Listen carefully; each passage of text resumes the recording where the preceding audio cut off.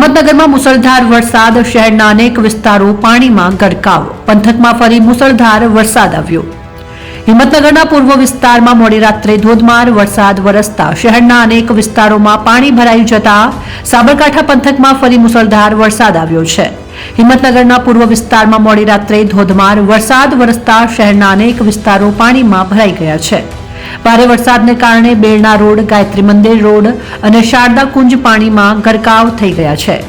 સહકારી જીન વિસ્તાર, સગુન સોસાયટી અને શાસ્ત્રીનગરમાં પણ પાણી ભરાઈ જતા લોકોને ભારે તકલીફોનો સામનો કરવો પડ્યો છે. હિંમતનગર ખાતે આવેલી નિકુંજ સોસાયટી અને આસપાસના વિસ્તારોના ઘરોમાં વરસાદી પાણી ઘૂસી જતા રહેવાસીઓમાં હાહાકાર મચી ગયો છે. નીચાણવાળા વિસ્તારોમાં આવેલા ખુલ્લા પ્લોટોમાં પાર્ક કરાયેલા વાહનો પાણીમાં ડૂબી ગયા. એક જ પ્લોટમાં પાર્ક કરેલી લગભગ 20 જેટલી કારો પાણીમાં ગરકાવ થઈ ગઈ હતી. વરસાદી પાણીના ભરાવાને કારણે રસ્તાઓ નદીઓ બની ગયા હતા. લોકોને પોતાના ઘરોમાંથી બહાર નીકળવું મુશ્કેલ બન્યું. શહેરના નાગરિકો રાતભર પાણી કાઢવા માટે મથામણ કરતા જોવા મળ્યા હતા. નગરપાલિકાના કર્મચારીઓએ પાણીના નિકાલ માટે તાત્કાલિક કામગીરી શરૂ કરી હોવાની માહિતી મળી છે.